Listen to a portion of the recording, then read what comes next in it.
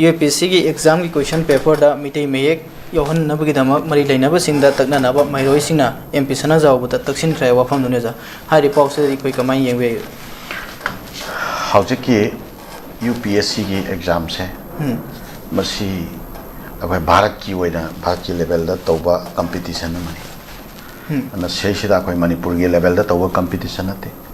भारत की लेवल दा तौबा कंपटीशन सिदा अखोय पार्टिसिपेट तौगदोरिबा अपियर तौगदोरिबा स्टूडेंट सिंसे मणिपुरी स्टूडेंट सिंसे मसिगी इनकन्वीनियंस पे अमम खक लैयबो लैंग्वेज की इनकन्वीनियंस खंगदे सिलेबस की इनकन्वीनियंस खंगदे नत्रगना अखोय एग्जाम सेंटर की इनकन्वीनियंस खंगदे इनकन्वीनियंस मखल म्यामम खक लैयबो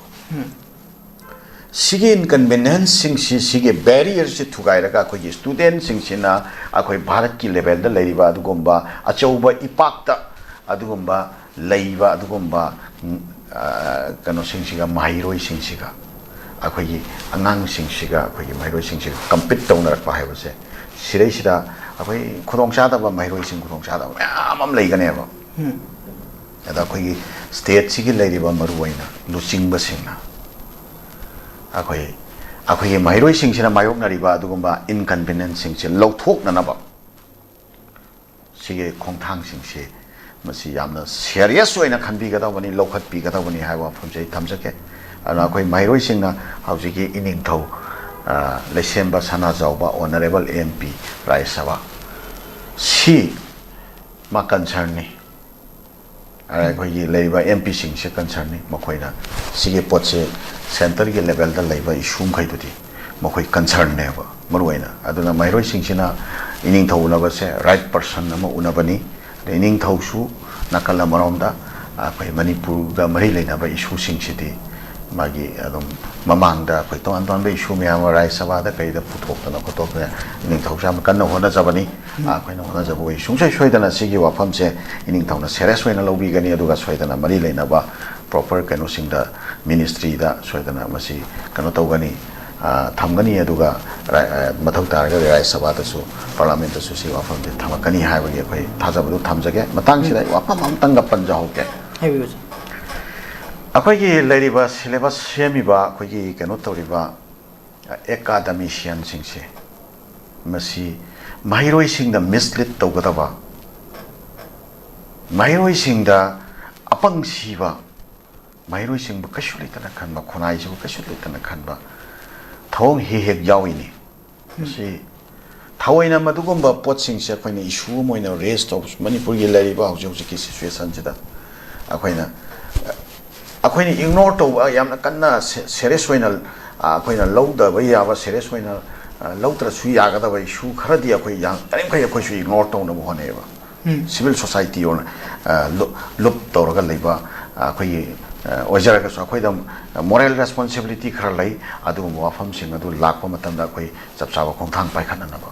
अदु अरगसु यारिबम खै अखोयना इशू सिंगसे अखोयना डायलॉग तौबा याबा इग्नोर तौबा याबा सेट असाइड तौबा याबा सिंगदु अखोय तौई इलाबोरेट तौबा यारिम खै तौदनबो होनबा सुम वखल सुलै हंदक recently ngarang nahan BA gi akhoi gi kanoda first semester second semester subject to confirmation adugi examination sida question paper ama khakta wahang ama hange MCQ gi question da kamay hangi hai kana Manipur University na sembo erongani ko madugi syllabus to ada kamay na hangi hai ba kana jihad hai basi मसे करंब मखल की terrorism नो हायबा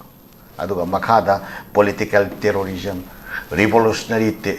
दगी religious अदुगा दुइना पियबा दो obviously जिहाद हायबा माहायरा अबनिना रिलीजियस नि टेररिज्म दु रिलीजियस की टेररिज्म ने अंगांग सिंगन खलन दौरेबा रिलीजियस टेररिज्म हायरा गदी जिहाद से करंब रिलीजन की टेररिज्म नो हाइबा पोटम खक अंगांग सिंगदुना लान इंस्टिगेट तौब पोटम लायबा अदोदि इस्लामिक टेररिज्म नि हाइबा पोटमा जिहाद हाइबा लोन अदुना वाट अदुना इस्लाम गिनी हाइबा सिप अंगांग सिंगदा खंगमिना अदोदि इस्लामिक टेररिज्म नि हाइबा पोटमा खकी नैरेटिव अमा अखोय अंगांग सिंगसिदा अखोय सोसाइटी सिदा अखोय अंगांग सिंगसिगे नौरिबा अंगांग सिंगजे कोकता सि चुसल हननबा तौरेबा अदा I strongly condemn on such kind of things.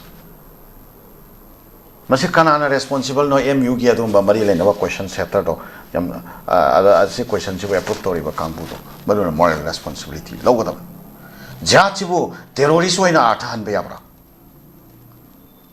jihad haibasi ki magi literal meaning to sui yengo aduga religious interpretation to sui yengo universally yanaraba adugamba wafam jihad ka mari lena ba adumba interpretation singdo ma phajana naina da karigino social media dagi lawraga adugi perceive toba adumba idea do lawraga heta paibra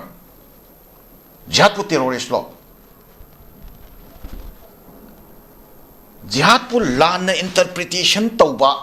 terrorist ki thong chathaba jihad pu lan sizinaba aduga terrorist ki thong chathaba element sing malem gi lemai da leiram badi yayeba adudi akhoi ki kanu ki jo ram mandir ki chu lan na instigate toraga chathari na india da mem chathatro ram mandir ki mem chathai da joy shri ram hai oina namdar lambi da lakpa myamam joy shri ram hai adu ram gi teaching lo adu ram gi teaching ne na hai ya bro adi kanu lana to bani dra ram gi ming da lana to bani dra adu jihad ki ming da lana to ba mi leram badi ya ba malem da ko adu jihad hai basidi terrorist nati terrorist ne na athan ba ya ba nati jihad adu sige pochi jihad hai basi struggle ni struggle mak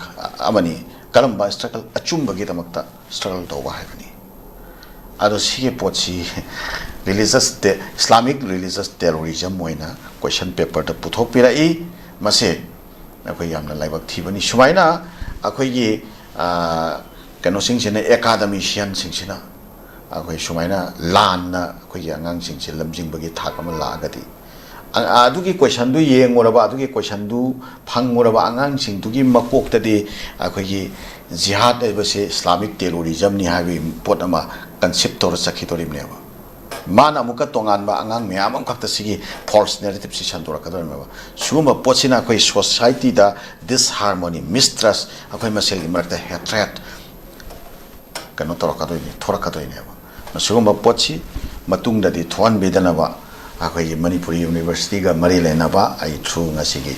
discussion sigi medium dagi ai appeal tawjari kai khomna na matung da di thon be galo se kindly yam laibak thibani haba phamse sige mari lena na ai pusan jarak pani yam